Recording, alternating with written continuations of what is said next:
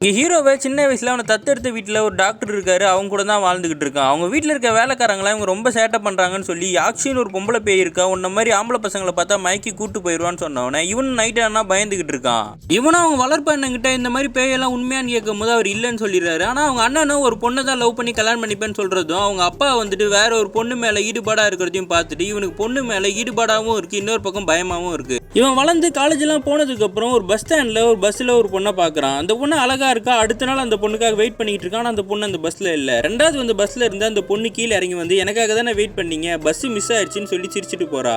இவனும் ரெகுலராக அந்த பொண்ணை பார்க்க ஆரம்பிக்கிறான். அந்த பொண்ணு வந்து இவன் பேரெல்லாம் கரெக்டாக சொல்கிறா. இவனுக்கு அந்த பொண்ணு உண்மையா இல்லை பொய்யான்னே தெரியல. ஒரு டைமில் இவன் வரலன்னு சொல்லிட்டு அந்த பொண்ணு இவனை தேடி இவன் ஹாஸ்டலுக்கே வந்து உடம்பு சரியில்லையான்னு கேட்டு போறா.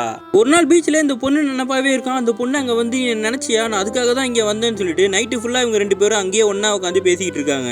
இவனை தேடி ஹாஸ்டலுக்கு ஒரு ஆள் வந்து என் பொண்ணு பின்னாடி சுத்தாத, நான் தான் அந்த பொண்ணோட அப்பான்னு சொல்லி மிரட்டிட்டு போறாரு. இவனும் அந்த பொண்ணை கண்டுக்காம இருக்கான். அதுக்கப்புறம் அந்த பொண்ணு வந்து அது எங்க அப்பாவே கிடையாது, நீ என்ன நம்பு அப்படின்னு சொல்லி சிரிச்சிட்டு போறா.